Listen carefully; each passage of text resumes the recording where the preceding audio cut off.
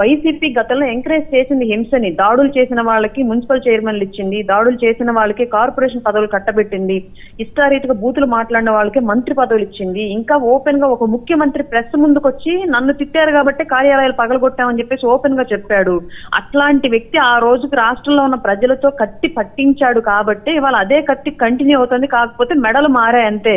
ఆ రోజు టీడీపీ వాళ్ళే, జనసేన వాళ్ళు, ఇంకో పార్టీ వాళ్ళే ఉన్నాయి. ఇవాళ ఆ కత్తి కింద ఇవాళ వైసీపీ వాళ్ళే ఉన్నాయి. ఈ తప్పు చేసింది, తప్పుకు ప్రధాన కారకుడు జగన్మోహన్ రెడ్డి.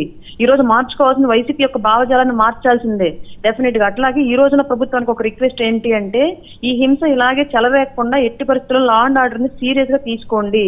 ఖచ్చితంగా ఇదే కంటిన్యూ అయితే మళ్ళీ నెక్స్ట్ గవర్నమెంట్ మారినప్పుడు ఈ రోజు నేరస్తులుగా ఉన్న వాళ్ళు రేపొద్దున బాధితులుగా మారే అవకాశాలు లేకపోలేదు. ఇది కంటిన్యూ అయితే ప్రజాస్వామ్యానికి తీరని మచ్చగా మిగిలిపోయింది రాష్ట్రంలో. రాజకీయం అంటే శవాల కుప్పగా మారింది తప్ప ప్రజాస్వామ్యబద్ధంగా జరిగేది కావదు. కాబట్టి ప్రతి నాయకుడు ఈ విషయాన్ని కట్టడి చేయాలి. జగన్మోహన్ రెడ్డి యొక్క వ్యక్తిత్వం చిన్నప్పటి నుంచి అట్లా పెరిగిన వ్యక్తి కాబట్టి రాష్ట్రానికి అతను నేర్పించాడు. ఇవాళ మనం దాన్ని అడ్డుకట్ట వేయాల్సిన అవసరం మన దగ్గర ఉంది.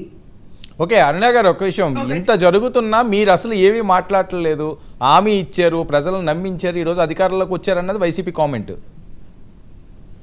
ఆ ప్రజలకు ఇచ్చిన హామీలన్నింటినీ నెరవేర్చే దిశగానే ఎన్డీఏ కూటమి అడుగులు పడుతూ ఉన్నాయండి. దీనికి జరుగుతున్న హింసకి, ఇప్పుడు జరుగుతున్నటువంటి హత్యలకి, వీటికి ఎన్డీఏ కూటమి ఇచ్చిన హామీలకి ఏమీ సంబంధం లేదు. క్లియర్ గా చెప్తున్నాం. మేము ప్రజలకు ఏ హామీ ఇచ్చామో వాటి ప్రకారం మేము వెళ్తున్నాము. లా అండ్ ఆర్డర్ ఇష్యూ కూడా మేము చాలా స్ట్రిక్ట్ గానే ఉన్నాము.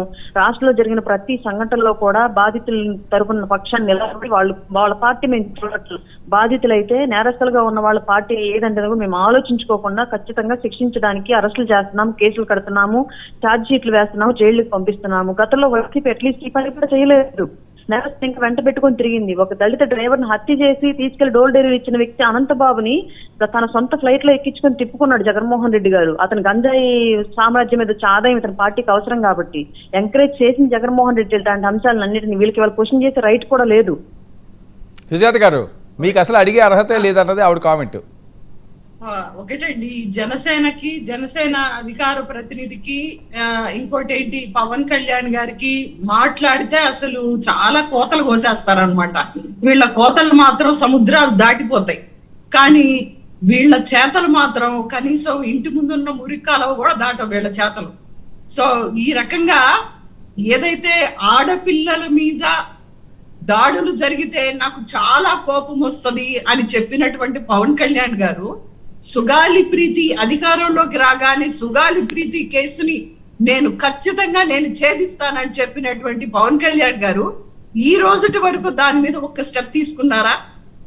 ఒక మాట ఒక నాయకుడు చెప్పాడంటే దానికి ఒక క్రెడిబిలిటీ ఉంటది, అది చేసి చూపించాలి.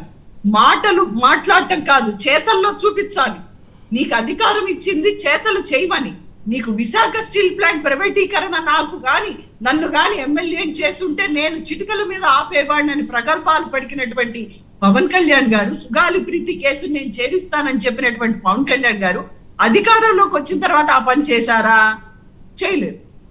ఆ పని చెయ్యకపోగా ఈ రోజు 33 అత్యాచారాలు 45 రోజుల్లో జరిగితే దాదాపుగా మీరు ఏ రోజు కూడా బయటకు వచ్చి ఈ రోజు 8వ తరగతి చదువుతున్నటువంటి పాప, 13-12 సంవత్సరాల పాప, ఆ పాపని ఇంతవరకు పట్టుకోలేదు. 10 రోజులు అయిపోయిందండి. మంచుపర్తి అనేటువంటి గ్రామానికి చెందినటువంటి ఒక బాలికని ఇంతవరకు అదృశ్యం అయితే 10 రోజులైంది, ఇంతవరకు పట్టుకోలేదు. ఎవరు కూడా గవర్నమెంట్ తరఫున దానికి సంబంధించి ఒక్క మాట కూడా మాట్లాడింది లేదు. విజయవాడలో ఎవరైతే ప్రేమోన్మాది తండ్రిని, ఆ బాలిక తండ్రిని హత్య చేస్తే అతను టీడీపీ లీడర్ అని అతన్ని కూడా వెనుకేసుకొచ్చారు. ఈ రకంగా ఉత్తరాంధ్రలో జరిగినటువంటి సంఘటన ఉంది. మరి ఎక్కడా కూడా పవన్ కళ్యాణ్ అనేటువంటి వ్యక్తి స్పందించలేరు. ఈ రోజు లా అండ్ ఆర్డర్ నేను కాపాడుతాను అని ఓట్లు అడిగినటువంటి వ్యక్తి ఈ రోజు దానికి అకౌంటబిలిటీ, ఆన్సరబిలిటీ ఎక్కడ ఉంది? ఈ రోజు జగన్మోహన్ రెడ్డి గారి పరిపాలన ఇంకా ఉందని జనసేన నాయకులు ఆశిస్తున్నట్లుంది. వాళ్ళు ఆలోచిస్తున్నారు. ఎందుకంటే వాళ్ళు ఇప్పుడు అధికారంలోకి వచ్చి 45 రోజులు అవుతుంది. వాళ్ళు చేసినటువంటి రీఫార్మ్స్ ఏంటి? వాళ్ళు వాలంటీర్ కి 10,000 ఇస్తామని వాలంటీర్లను ఎందుకు తీసుకోలేదండి చెప్పండి? ఉగాది రోజు నేను ప్రామిస్ చేస్తున్నానని చంద్రబాబు నాయుడు గారు చెప్పలేదా? పవన్ కళ్యాణ్ గారు వాలంటీర్లకి 10,000 ఇస్తామని చెప్పలేదా? మరి ఇంతవరకు వాలంటీర్లను తీసుకున్నారా? అది ఎందుకు సమాధానం చెప్పరు? అది చెప్పకపోగా ఈ రోజు మరి ఏదైతే డిఎస్సికి అది దానికి పవన్ కళ్యాణ్ గారు సమాధానం చెప్పరు. మరి దేనికి సమాధానం చెప్తారు ఆయన? కేవలం లారీలెక్కి ఊగిపోతూ మాట్లాడటం తప్పితే పరిపాలన ఓట్లేసి గెలిపించినందుకు నువ్వు మహిళలకి ఏ విధంగా రక్షణ కల్పిస్తున్నావు? ఈ రోజు ఆడపిల్లలు మైనర్ బాలికల మీద అత్యాచారాలు, 9 నెలలు 8 నెలల పాప మీద అత్యాచారాలు జరుగుతున్నాయి. మరి ఈ రోజు వాళ్ళని తీసుకెళ్లి అరెస్ట్ చేసి వాళ్ళని 24 అవర్స్ లో కోర్టులో ప్రజెంట్ చేసినటువంటి ఆధారాలు మనకి ఎక్కడ కనిపించట్లేదే. మరి హలో మాట్లాడండి, వినిపిస్తుంది. ఎస్. సో ఈ రోజు వాళ్ళని అరెస్ట్ చేసినటువంటి దాఖలాలు ఎక్కడా కూడా కనిపించట్లేదు. వీళ్ళకి అధికారం కావాలి, ఈ అధికారంలో సంపద సృష్టిస్తామని ప్రగల్భాలు పలికినటువంటి చంద్రబాబు నాయుడు గారు ఇప్పటికీ అధికారంలోకి వచ్చిన తర్వాత 14,00,000 కోట్ల రూపాయలు ఈ రోజు అప్పు తీసుకొచ్చారు. సంపద సృష్టించడం అంటే ఏంటి? అప్పు తీసుకురావడమా? బొచ్చబట్టుకొని అడుక్కోవడాన్ని సంపద సృష్టించడం అంటారా? చంద్రబాబు నాయుడు నెరవేర్చలేరు. సరే ఓకే, కాదండి, వచ్చి 45 రోజులే కదా, ఏంది సంపద సృష్టిస్తుంది లేదు? ఒక 6 నెలల టైం ఇవ్వండి, లేదా 1 year టైం ఇవ్వండి. డే 1 నుంచి రాదు. ఓకే, మీరు ఎంత సృష్టించారు సుజాత గారు అంటే ఏం చెప్తారు?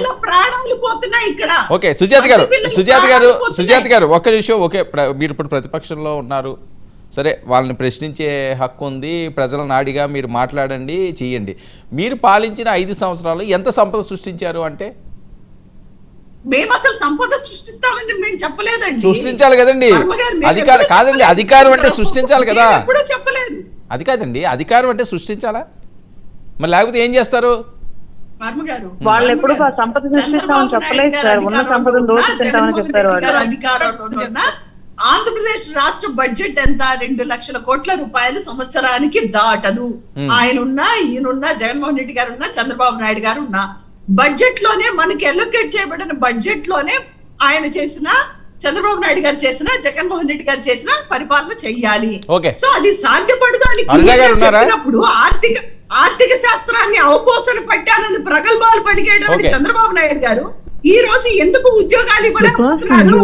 వాలంటీర్లకు ఇవ్వట్లేదు కదా 10,000, వాలంటీర్లకు ఇవ్వట్లేదు, అలాగే డిఎస్సికి ఇవ్వట్లేదు, అలాగే మీకు జిపిఎస్ రద్దు చేస్తారు. సరే, ఇప్పుడు మీరు ఏం సుజాత గారు ఏంటి జనాల్లోకి వస్తున్నారా?